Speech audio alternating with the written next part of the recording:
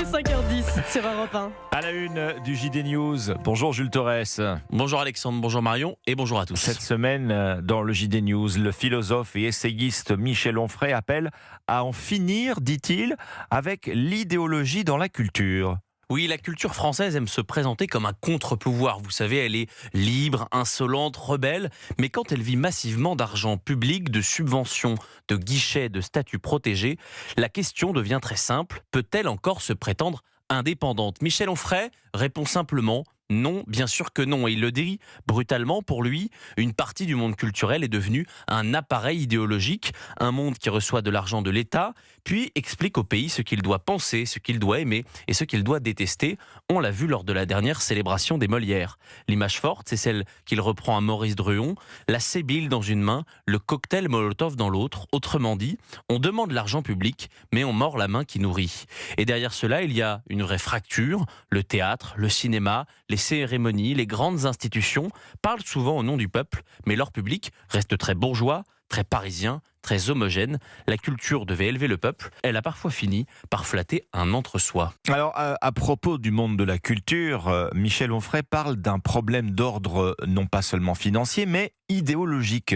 Exactement, l'argent public n'est pas neutre quand il finance toujours le même monde, toujours les mêmes codes, toujours les mêmes indignations et surtout toujours les mêmes adversaires. On l'a encore vu aux Molières récemment, un milieu qui se célèbre lui-même, qui ricane sur ses ennemis, qui se croit courageux parce qu'il conspue ses news dans une salle acquis d'avance. Le problème, ce n'est pas que des artistes et des opinions. Heureusement, le problème, c'est quand une culture financée par tous semble parler au nom d'un seul camp, la gauche, quand elle confond création et catéchisme progressiste, quand elle dit défendre le peuple, mais ne le rencontre plus, ou voire même l'insulte. Et c'est là que notre dossier va beaucoup plus loin.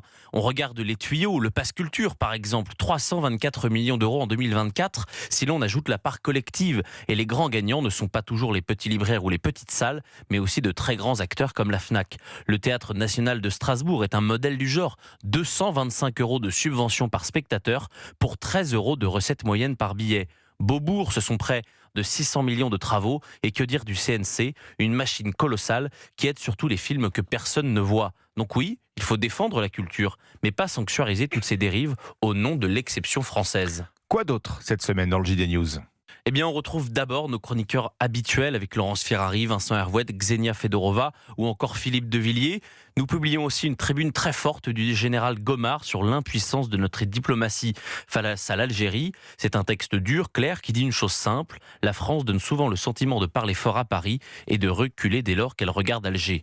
Et puis, on change complètement d'univers avec un reportage chez Marie Blachère. En moins de 25 ans, cette famille ardéchoise a bâti la première chaîne de boulangerie-pâtisserie de France. C'est une histoire d'entreprise, de transmission de travail et de fournis. Enfin, nous avons rencontré Antoine de Surmain, connu sur les réseaux sociaux avec Antoine Explore la France. Il rappelle une chose très belle, l'aventure ne commence pas forcément au bout du monde, elle commence parfois sur le pas de sa porte. Voilà donc ce qui est à retrouver à partir d'aujourd'hui dans le JD News. Et à la une, cette semaine du JD News, Michel Onfray donc appelle à en finir avec l'idéologie dans la culture. Merci Jules Torres. Il est